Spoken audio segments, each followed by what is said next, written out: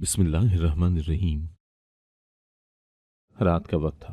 गहरा सन्नाटा छाया हुआ था। सब लोग अपने अपने कमरों में दुबके हुए बैठे थे। कोई किसी से नजरें ना मिला पा रहा था। मगरिब के बाद का ये वक्त हर रोज हम सब का दुख ताज़ा कर देता था और हम सब घर वाले एक दूसरे से छुप छुप कर अपने कमरे में बंद होकर अपना अपना दुख हल्का करने की कोशिश करते। ऐसा पिछले एक हफ्ते से हो रहा था। एक हफ्ते में से एक दिन भी ऐसा नहीं गुजरा था जिस दिन हम सब इस अजियतनाक वक्त से ना गुजरे हों। काफ़ी देर अपने कमरे में बंद रहने के बाद मैं खुद को मजबूत करते उठी और कमरे से बाहर निकली। एक माँ ही तो थी जिसको मजबूत बनना था, अपनी बूढ़ी माँ और कमज़ोर बाप को संभालना था। मैंने सहन में लगे वॉश बेसिन से हाथ धोए और फिर मुंह पर छींटे मारे ताकि हालत बेहतर हो सके। मेरी आंखें रोने की चुगली खा रही थी। धोने के बाद उनकी हालत कुछ ठीक हुई थी। मैं तौलिए से मुंह पोंछती, चेहरे पर मसनूई मुस्कुराहट सजाए भाई के कमरे की तरफ गई और दरवाजे पर दस्तक देकर खाना लग जाने की इत्तला दी। वहां से अम्मा और अब्बा के कमरे में चली गई। जैसे ही मैंने कमरे में कदम रखे वो दोनों अपनी आंखें साफ करने लगे। मेरा अंदाजा ठीक था। मेरे आने से पहले वो दोनों भी रो रहे थे, जबकि मुझे देखकर एकदम से आंसू पहुंचे और मुस्कुराने लगे। कैसे हम सब एक दूसरे को दिलासे दे रहे थे और बहाने बहाने से जीने की वजह ढूंढ रहे थे। हम पर जो जुल्म के पहाड़ टूट पड़े थे उनसे निकलना हमारे लिए मुश्किल हो रहा था। खैर, मैंने अम्मा और अब्बा को उठाया और उन्हें लेकर खाने की मेज पर आई। उनको कुर्सियों पर बिठाया और किचन की तरफ चली गई ताकि खाना डालकर लाया जा सके। अम्मा अब्बा की हालत देखकर मुझे बेहद दुख हो रहा था। कैसे वो दोनों एक हफ्ते के अंदर अंदर ही कमजोर और लागर हो गए थे। एक हफ्ते के अंदर ही उन्हें न जाने कितनी बीमारियों ने आन घेरा था। मैं खाना डालकर लाई और मेज पर लगा दिया। फिर अफसोस से भाई के कमरे के दरवाजे को देखा जो अभी तक बंद था। मैंने फिर से जाकर 2-3 मरतबा दस्तक दी मगर कोई जवाब मौसूल नहीं हुआ। मैं नफ़ी में सर हिलाते हुए वापस आकर कुर्सी पर बैठ गई और खाना निकालकर अम्मा और अब्बा को देने लगी। थोड़ी देर बाद हम खाने से फारिग हो चुके थे। खाना क्या था, बस बराए नाम ही चंद लुकमे होते थे जो बस जिंदा रहने के लिए खाते थे। बर्तन समेटने के बाद मैंने अम्मा के कहने पर एक दफ़ा फिर से दरवाजे पर दस्तक दी, लेकिन भाई के कमरे का दरवाज़ा न खुलना था, सो ना खुला। थोड़ी ही देर बाद बाहर के दरवाजे पर दस्तक हुई। मैंने दरवाज़ा खोला था। मेरे फुप्पो, चाचा, चची, ताया और ताई थे। सब ने शफकत से मेरे सर पर हाथ रखा और अंदर लाउंज में आकर अम्मा और अब्बा से मिले। एक दूसरे से गले मिलते अम्मा और फुप्पो फिर से रो पड़ी थी। ताई ने बड़ी मुश्किल से दोनों को चुप करवाया था। पिछले एक हफ्ते से हमारे घर में यूं ही मातम हो रहा था। मेरा बड़ा भाई, हमारा इकलौता सहारा, एक हफ्ता पहले अचानक ही हमें छोड़कर जा चुका था। उसका जाना हमारे लिए किसी सानेहे से कम नहीं था। हम पर तो कयामत ही टूट पड़ी थी। किसने सोचा था इस अचानक हादसे का। अभी 1.5 महीने पहले तो सब कुछ बिल्कुल ठीक ठाक था। हम हंसी खुशी अपने घर में रह रहे थे और फिर यूं अचानक ये हादसा हो गया था जिसने हमसे हमारी सारी खुशियां ही छीन ली थी, हमें तोड़ कर रख दिया था। पुप्पो, ताई और अम्मा ने भाई की बातें शुरू कर दी थी, जबकि चची एक तरफ खामोश सी बैठी उनकी बातें सुन रही थी। वो भी तो नई ही थी। उनकी शादी को सिर्फ महीना ही हुआ था, इसीलिए वो हमसे अभी ज्यादा घुल मिल नहीं सकी थी। मैं भी ताई के साथ एक तरफ जाकर बैठ गई। भाई की बातें सुनकर एक दफा फिर से आंसू छलक पड़े थे। तभी फुप्पो ने ख्वाहिश जाहिर की कि वो अपने भतीजे को देखना चाहती हैं। फुप्पो ने मुझे कहा कि उन्हें भाई की शादी की वीडियो लगाकर दिखाऊं। मैं ना चाहते हुए भी मजबूरन कमरे से लैपटॉप लेने चली गई थी। मैं नहीं चाहती थी कि अम्मा अब्बा भाई की शादी की वीडियो देखें और फिर उनकी तबीयत खराब हो जाए, लेकिन पुप्पो की बात भी नहीं टाल सकती थी। सो लैपटॉप उठाकर ले आई और शादी की फिल्म चला दी। मेरा भाई हंसता खेलता कितना खुश था। न जाने किसकी नजर खा गई थी उसको। सब साथ साथ वीडियो देख रहे थे और साथ साथ बातें भी जारी थी।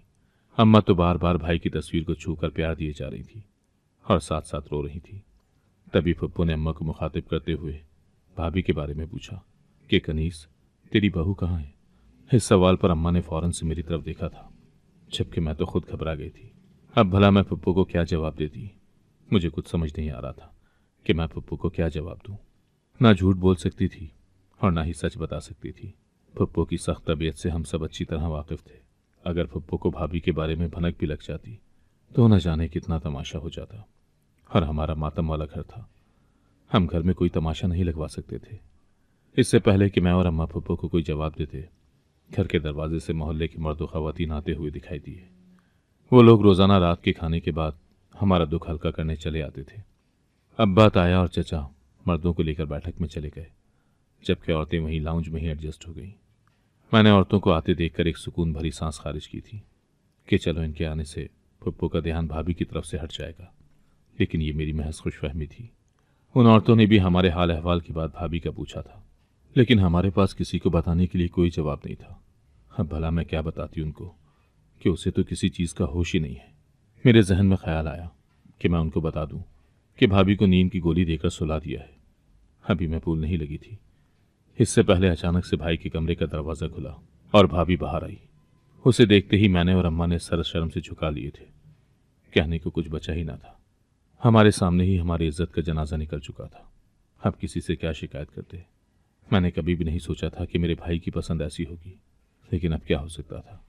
जो होना था वो तो हो चुका था, अब पछताने का क्या फ़ायदा था। काश कि अम्मा उस वक्त भाई की बात ना मानती तो आज हमें ये दिन न देखना पड़ता। मैंने कभी नहीं सोचा था कि भाभी ऐसा बर्ताव करेगी। सब औरतों की नज़रें भाई के कमरे की तरफ थी।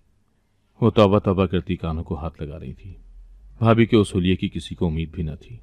अभी तो उसकी इद्दत को बमुश्किल हफ्ता हुआ था। वो इद्दत में थी और उसकी ये हालत। औरतें अब सवालिया नज़रों से मुझे और अम्मा को देखने लगी थी। जब भाभी बमुश्किल सुर्ख रंग का कामदार और भारी लहंगा संभालते हुए हमारी तरफ आई थी, उसके चलते साथ ही उसके पैरों में बंधी पायल और बाजुओं में मौजूद चूड़ियों की खनकार ने शोर मचा दिया था। वो मुकम्मल लाल जोड़े में सजी हुई थी, भर भर के जेवरात पहने हुए थे और चेहरे पर एक अनजानी सी मुस्कुराहट थी। वो मुकम्मल एक दुल्हन की तरह सजी हुई थी। वो चलते हुए हमारे पास आकर रुकी और कुछ देर खड़ी होकर लैपटॉप पर चलती वीडियो को देखती रही। फिर लैपटॉप उठाकर अपने कमरे में ले गई। फुप्पो का तो भाभी का हुलिया देखते ही पारा हाई हो गया था। अभी वो फौरन से उठकर भाभी के पीछे ही गई थी, मगर इससे पहले ही भाभी ने दरवाज़ा अंदर से लॉक कर लिया था। फुप्पो आग बगोला होती वापस हमारे पास आई थी और अम्मा की क्लास लेनी शुरू कर दी। फुप्पो ने अम्मा से कहा कि कनीस, ये तुम्हारे घर में क्या हो रहा है? क्या तुम इस घर के रस्म रिवाज भूल गई हो? तुम जानती हो ना, इस घर में रहने की कुछ उसूल हैं, मगर लगता है कि बेटी की मौत के बाद तुम सब कुछ भूल गई हो। लेकिन कोई बात नहीं, मैं तुम्हें सब याद करवा देती हूँ। जिस औरत का शौहर मर जाए वो बेवा होती है और बेवा औरत पर इद्दत पूरी करना लाजिम है। ये हमारे घर में ही नहीं बल्कि इस्लाम में भी है। मगर अफसोस कि अभी तुम्हारे बेटे की कब्र की मट्टी भी खुश्क नहीं हुई और तुम्हारी बहू बन ठन के सुहागन की तरह तैयार बैठी है। फुप्पो का तमाशा शुरू हो चुका था। अम्मा चुपचाप फुप्पो की बातें सुनती जा रही थी। बोलने के लिए कुछ था ही नहीं।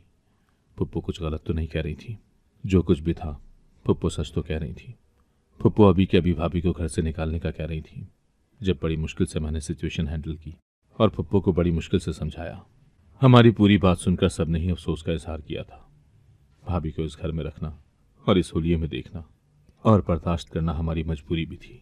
अगर मजबूरी न होती तो खुशी से कौन कहता है कि मुर्दा बेटे की बीवी जुमा जुमा 8 दिन बिना गुजरने दे और फिर से दुल्हन बनकर बैठ जाए और घर वाले बर्दाश्त करते रहें। हम किसी खुशी से ये सब नहीं कर रहे थे, बल्कि हमारी भी एक मजबूरी थी। कुछ देर बैठने के बाद सब लोग अपने अपने घरों को वापस चले गए थे, जबकि फुप्पो जाते जाते अम्मा को कड़ी निगरानी का कह गई थी। साथ ही साथ अम्मा को कहा कि इसे समझाओ ताकि वो बाज आ जाए। अम्मा ने फुप्पो की बात सुनकर सिर्फ सर हिलाने पर ही एक दफ़ा किया था। उनका रुखसत करने के बाद हम अपने अपने कमरों में आकर सो गए थे। वक्त गुजरता गया था, लेकिन भाभी अभी तक वैसी की वैसी ही थी। उसमें ज़रा बदलाव ना आया था। वही मिजाज, वही आदतें, वही हरकतें। मैं और अम्मा समझा समझा कर थक गई थी, मगर मजाल है जो उस पर रत्ती भर भी असर हुआ हो। वो यूं ही हर रोज़ दुल्हन की तरह तैयार होती और शादी की वीडियो लेकर कमरे में बंद हो जाती। उसके कमरे से अक्सर बातों की आवाज़ सुनाई देती थी। न जाने वो किससे बातों में लगी रहती थी। हम बेहद परेशान थे। कुछ समझ नहीं आ रहा था कि क्या करें और क्या नहीं। भाई की मौत को 6 महीने गुजर चुके थे। वक्त बहुत बड़ा मरहम है और बड़े बड़े जख्म भर देता है। वक्त के साथ साथ हम सब भी संभल गए थे, सिवाय भाभी के। न जाने उसको कब समझ आनी थी। ये मेरा घराना था। मेरा नाम किरण है। हम 2 बहन भाई थे, एक मैं और एक मेरा भाई आसिफ। मेरे वालिद साहब कपड़े का कारोबार करते थे। उनकी शहर में कपड़ों की 6 दुकानें थीं, जिनसे अच्छी खासी आमदनी हो जाती थी, जिससे हमारा गुजारा अच्छे से हो रहा था। मेरे भाई ने बीए के बाद कॉलेज छोड़ दिया और अब्बा के साथ दुकानों पर बैठने लगा था। यूँ अब्बा को थोड़ी सपोर्ट मिल गई थी। हम हंसी खुशी जिंदगी गुजार रहे थे। एक दिन जब हम रात का खाना खा रहे थे तो इस दौरान भाई ने अम्मा को कहा कि वो शादी करना चाहता है। अम्मा की तो जैसे मुराद बर आई थी। जबकि अब्बा ने घूर कर दोनों को देखा था। अम्मा अब्बा की घूरियों की परवाह न करते हुए झट से बोली कि मैं आज ही रिश्ता देखना शुरू करती हूँ। तुम बताओ कि तुम्हें कैसी लड़की पसंद है, ताकि मैं उसके मुताबिक लड़की ढूंढ सकूं। मगर भाई की अगली बात से अम्मा की होश मान पड़ गई थी। भाई ने कहा कि उसने लड़की खुद पसंद कर ली है, आप बस उसके घर रिश्ता ले जाने की तैयारी करें।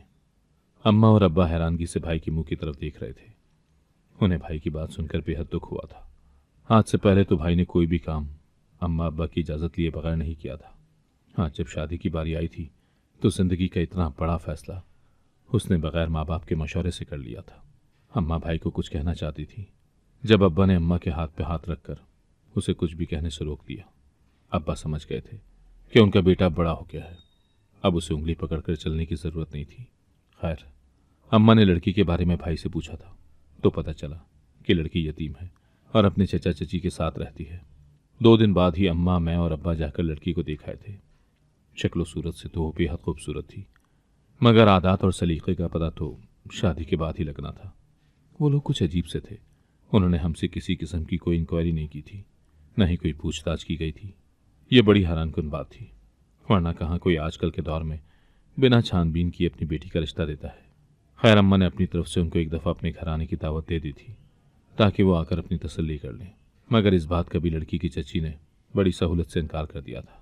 उन्होंने बस तारीख दी और कहा कि इस तारीख को आकर अपनी अमानत ले जाएं। अम्मा ने जेवर की डिमांड के बारे में पूछा तो उस पर भी साफ कह दिया कि वो ना तो जेवर लेंगे और ना ही जहेज देंगे। उन लोगों ने हमें सिर्फ एक 15 दिन का वक्त दिया था, जिससे अम्मा और अब्बा ने बड़ी मुश्किल से 1 महीने का वक्त करवाया, क्योंकि हमने अभी जरा तैयारी नहीं की थी। बहुत जल्दी भी करते तो तैयारियों में महीना लग ही जाना था। खैर, अम्मा उस लड़की के हाथ में भाई की अंगूठी पहना कर आ गई, और करती भी तो क्या, इकलौते बेटे की पसंद जो थी उसकी खुशी देखते हुए ये कड़वा घूंट भरना ही था। खैर, दिन गुजरते गए और तैयारियां शुरू हो गई। इस बीच अम्मा ने 1-2 मरतबा भाई को समझाने की कोशिश भी की थी कि यूं जल्दबाजी ठीक नहीं है, बेहतर है कि कुछ वक्त ले लो और अच्छी तरह सोच समझ कर फैसला करो। मगर भाई न माना। उसने अम्मा को मुतमईन कर लिया कि उसका फैसला बिल्कुल ठीक है, मगर ये तो वक्त ही बताने वाला था कि उसका फैसला सही था या फिर गलत। मुकर्ररा वक्त आन पहुंचा और हम भाई की पसंद की लड़की को ब्याह कर घर ले आए। खानदान भर ने लड़की के खानदान के बारे में सवाल उठाए थे। उसके चचा चची उसको रुखसत करने के दूसरे दिन ही शहर छोड़कर कहीं चले गए थे। भाभी ज्यादातर कमरे के अंदर ही रहती थी। उनकी शादी को 6 दिन गुजर गए थे, मगर सिवाय खाने के वक्त के वो कमरे से बाहर ना आती। नई नई शादी थी तो हमने भी ज्यादा जोर करना मुनासिब ना समझा था। अगले दिन भाई भाभी को लेकर कमरे से बाहर आए और अम्मा से कहा कि वो भाभी को कहीं घुमाने लेकर जा रहे हैं। शाम का वक्त था, सर्दियों के दिन थे, अंधेरा जरा जल्दी ही पड़ जाता था। अम्मा ने भाई को रोका कि इस वक्त मुनासिब नहीं है, तुम इस वक्त मत जाओ, कल सुबह सवेरे चले जाना, अभी तो कुछ ही देर बाद अंधेरा फैल जाएगा, कहाँ घूमोगे अंधेरे में। भाई ने भाभी की तरफ देखा और फिर अम्मा से कहा, अम्मा, इसका दिल अभी चाह रहा है, आप फिक्र न करें, हम बस ये सड़क पर चहलकदमी करके वापस आ जाएंगे। अम्मा भाई को रोकना चाह रही थी, मगर भाई बीवी का हाथ पकड़कर बाहर निकल गए थे। मैंने अम्मा को लाकर कुर्सी पर बैठाया। अम्मा का दिल बेहद घबरा रहा था। कुछ ही देर बाद भाई भाभी को लिए तेजी से अंदर दाखिल हुए और भाभी को कमरे में छोड़कर वापस बाहर जाने लगे। उनके चेहरे का रंग उड़ा हुआ था। मैं भागकर भाई के पास गई और उससे पूछा कि क्या हुआ है, तो भाई ने मेरी बात का जवाब न दिया और बाहर जाने लगा। अचानक ही दरवाजे के पास पहुंचकर रुका और फिर दौड़कर अम्मा के कदमों में गिर गया और जोर जोर से रोने लगा। अम्मा का तो दिल ही दहल गया था। कौन माँ है जो अपनी औलाद को यूं रोता देख सकती है। अम्मा ने भाई को फौरन से अपनी आगोश में भर लिया और चुप करवाने लगी। कुछ ही देर के बाद भाई के रोने की आवाज़ बंद हो गई थी। अम्मा यूं ही भाई का सर गोद में रखे नीचे बैठी हुई थी। उनको लगा कि शायद भाई सो गया है। अम्मा पूरा घंटा वहीं एक जगह शक बैठी रही थी कि कहीं भाई की नींद में कोई खलल ना आ जाए। हालांकि मैं कई मरतबा आकर अम्मा को कह चुकी थी कि भाई को उठाएं, जाकर अपने कमरे में आराम करें, आप भी यहाँ ठंडे फर्श से उठें, लेकिन अम्मा ने मुझे टोक दिया। खैर, फिर मैं खाना बनाने में मसरूफ़ हो गई। खाना मेज़ पर लगाने के बाद जब मैंने अम्मा को खाने के लिए बुलाया तो वो भाई को जगाने लगी। जैसे ही अम्मा ने भाई की कलाई छुई, एकदम बिदक के पीछे हुई और फिर फौरन से भाई को सीधा करके टटोलने लगी। अगले ही लम्हे अम्मा की चीखें पूरे घर में गूंज रही थीं। मैं भागकर अम्मा के पास पहुंची। भाई की हालत देखकर मेरे पैरों तले से ज़मीन खिसक गई। मैंने फौरन से किसी ख्याल के तहत भाई की नब्ज चेक की। भाई का जिस्म बिल्कुल ठंडा यख पड़ा हुआ था। वो एक मुर्दा वजूद था जिसमें जिंदगी की कोई हरारत बाकी न रही थी। फिर जिस्म कैसे गर्म रह सकता था? अम्मा इंतहाई कर्ब से चिल्ला रही थी। वो कहाँ जानती थी कि उसका बेटा यूं उसकी गोद में सोते सोते ही हमेशा के लिए अपनी नींद सो जाएगा। अगर माँ जानती होती कि उनका बेटा दोबारा कभी नहीं उठेगा तो कभी उसको सोने नहीं देती। मगर नसीब से कौन लड़ सकता है। घर में कोहराम समझ गया था। मोहल्ले और खानदान वाले सब इकट्ठे हो गए थे। हर एक को इस साने की खबर मिल गई थी। हर एक आंख अश्कबार थी। हर एक का दिल खून के आंसू रो रहा था। अम्मा की तो रो रो कर हालत ही गैर हो गई थी। भाभी भी अपने होश गंवा बैठी थी। 1 घंटे में उसे कई मरतबा गशी के दौरे पड़ चुके थे। उसके साथ तो बहुत बड़ा जुल्म हुआ था। अभी तो उसके हाथों की मेहंदी भी न उतरी थी, फिर ये कैसा हादसा हो गया था। सारी जिंदगी साथ निभाने का वादा करने वाला यूं आगाज में ही उसे तन्हा छोड़कर चला गया था। जाने भाई को क्या हुआ था। अभी तो दोनों हंसते खेलते अच्छे भले घर से घूमने की गर्ज से गए थे। फिर अचानक भाई को क्या हुआ था, मेरे तो कुछ भी समझ नहीं आ रहा था। भाभी भी होश में ना थी कि उससे कुछ पूछा जाता। ठंड में पड़े रहने की वजह से भाई की मैयत अकड़ गई थी, इसीलिए उसे रात में ही दफन करने का फैसला किया गया और महज 6 घंटे बाद ही भाई की मैयत हमारे दरमियान से उठा ली गई। इस दौरान अम्मा का 2 मरतबा बीपी शूट कर गया था। भाई की मैयत दफन होते ही अब्बा को भी हार्ट अटैक आया था। अम्मा और अब्बा को फौरन से अस्पताल ले जाया गया था। 6 घंटे अस्पताल में रहने के बाद तकरीबन सुबह के वक्त उन दोनों की वापसी हुई थी। हमारे घर में बिल्कुल मौत का सन्नाटा छा गया था। 3 दिन तक रिश्तेदार रहे थे। उसके बाद वो सब भी अपने अपने घरों को चले गए थे। अभी हम लोग इस सदमे से बाहर भी न निकले थे जब भाई की मौत के चौथे रोज ऐन उसी वक्त भाभी अपने कमरे से बाहर आई। भाभी की हालत देखकर हमें शदीद झटका लगा था। भाभी मुकम्मल दुल्हन की तरह तैयार थी। इधर उधर देखकर खुद से ही बातें करती, थोड़ी देर इधर उधर देखती रही और फिर जाकर अपने कमरे में बंद हो गई। पूरी रात उसके कमरे से बातों की आवाज़ें सुनाई देती रही थी। भाभी को भाई की मौत का गहरा सदमा लगा था। वह अपने होशो हवास खो चुकी थी और बिल्कुल पागल हो गई थी। अम्मा दिन को उसके कमरे का दरवाज़ा बाहर से बंद कर देती थी ताकि वो लोगों के सामने ना आ सके। मगर उस रात सब लोग उसकी हालत से बखूबी वाकिफ हो गए थे। इद्दत खत्म होने के बाद भी भाभी हमारे घर में ही रह रही थी। हालांकि उसका हमारे घर में रहने का अब कोई मकसद न था। हमारे पास भी उसे अपने घर में रखने के अलावा और कोई हल नहीं था। अब्बा कई बार उसके चचा चची के घर के चक्कर लगा चुके थे। उनके घर में मुसलसल ताला लगा हुआ था। उनके जो नंबर्स हमारे पास थे वो भी बंद थे। एक दिन हम यूं ही बैठे हुए थे जब दरवाजे पर दस्तक हुई। देखा तो रिश्ते कराने वाली आंटी थी और उनके साथ कुछ और लोग थे। वो लोग मेरे रिश्ते के लिए आए हुए थे। अम्मा ने उनको बैठक में बिठाया और मुझे उनके कुछ इंतजामात करने का बोला। मैं सर हिलाती किचन में चली गई।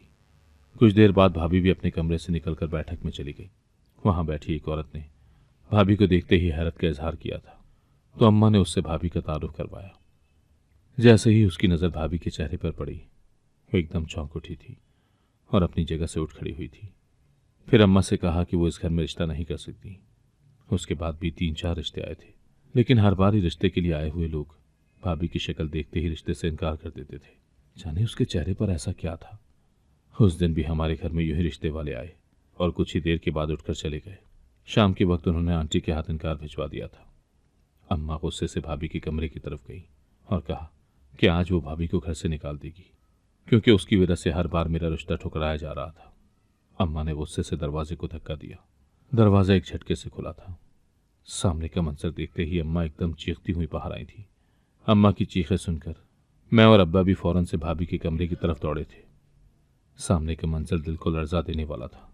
हमारी आंखों के सामने ही मेरी भाभी पंखे से लटक रही थी और बेड पर लैपटॉप पड़ा हुआ था जिसमें हूबहू मेरी भाभी का चेहरा नजर आ रहा था।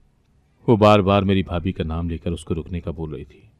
अब्बा ने जल्दी से भाभी को थामकर उसके गले से दुपट्टा निकाला और बेड पर बिठाया। भाभी शर्मिंदगी से सर झुकाए किसी मुजरिम की तरह बैठी हुई थी। उस वक्त वो कहीं से भी पागल नहीं लग रही थी। मैंने उसे पानी लाकर पिलाया। उसके बाद जब उसकी हालत कुछ बेहतर हुई तो अम्मा ने उससे पूछना शुरू किया, क्योंकि एक बात तो कंफर्म हो गई थी कि भाभी पागल नहीं हुई थी। वो सिर्फ इस चीज़ का ड्रामा कर रही थी। वो ऐसा क्यों कर रही थी ये तो अब वही बता सकती थी। दूसरी तजस्सुस की बात यह थी कि अगर वो यहाँ थी तो अभी थोड़ी देर पहले लैपटॉप स्क्रीन पर जो उसकी हमशक्ल थी वो कौन थी। और सबसे अहम बात यह थी कि भाई की मौत की वजह क्या बनी थी। उसको ऐसी किस बात का सदमा पहुंचा था जिसने उसकी जान ले ली। इससे पहले कि भाभी कोई जवाब देती, अचानक भाभी के नाम को पुकारती हुई एक औरत आंधी तूफान की तरह अंदर दाखिल हुई थी और आते साथ ही उसने भाभी के मुंह पर चपेड़ मारी थी। उसके बाद फिर उसने भाभी को गले लगा लिया था, जबकि हम कंफ्यूज होकर उसकी तरफ देख रहे थे। ये वही भाभी की हमशक्ल थी। हमारी मौजूदगी महसूस करते वो औरत हमारी तरफ मुड़ी थी। उसका लिबास इंतहाई नाजिबा था, जो अब्बा के साथ साथ हमें भी नजरें झुकाने पर मजबूर कर गया था। अब्बा फौरन से पहले कमरे से बाहर निकल गए थे। मेरी भाभी चिल्ला चिल्लाकर उस औरत को यहां से जाने का कहने लगी। जब उस औरत ने अम्मा को मुखातिब किया और कहा कि वो भाभी से अकेले में कुछ बात करना चाहती है और उसको अपने साथ ले जाना चाहती है, मगर उसकी बात सुनकर भाभी फौरन से दौड़कर अम्मा के पीछे छुप गईं और अम्मा के आगे हाथ जोड़ने लगीं कि उसे अकेला न छोड़ें और इस औरत के साथ बिल्कुल ना भेजें, वरना यह औरत उसे मार देगी। भाभी बेहद डरी हुई थी और डर से कांप रही थी। अम्मा ने भाभी को अपने साथ लगाते हुए तसल्ली दी कि ये तुम्हें कुछ नहीं कहेगी, बस तुम ये बताओ कि ये कौन है और तुम्हारा इससे क्या रिश्ता है। उसके बाद भाभी ने हमें जो कुछ बताया वो सुनकर हमारे रोंगटे खड़े हो गए।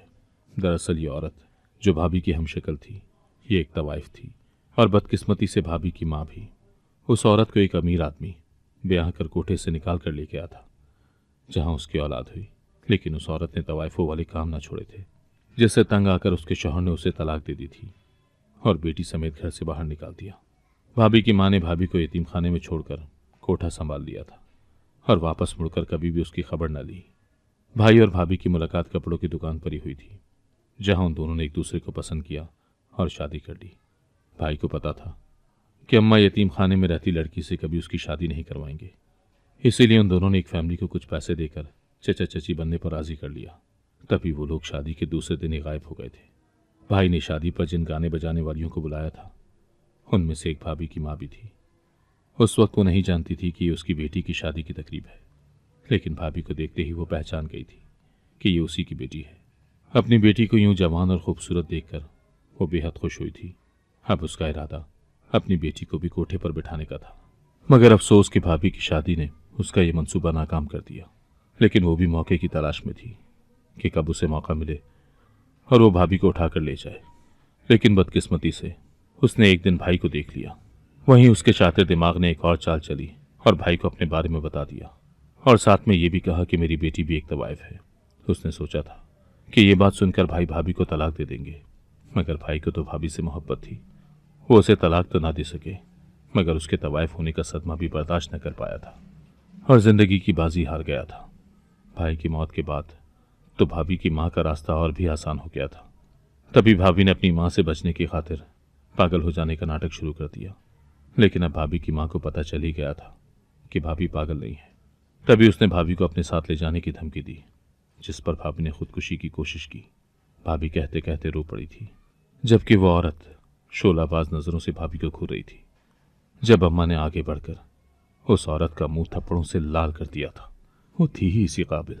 उसके एक झूठ की वजह से मेरा भाई मरा था। उसकी अपनी बेटी बेवा हुई थी। वो औरत जिसने अपनी बेटी को नहीं छोड़ा था, वो कैसे किसी और की हो सकती थी। ऐसी औरतों का खुला रहना ठीक नहीं था।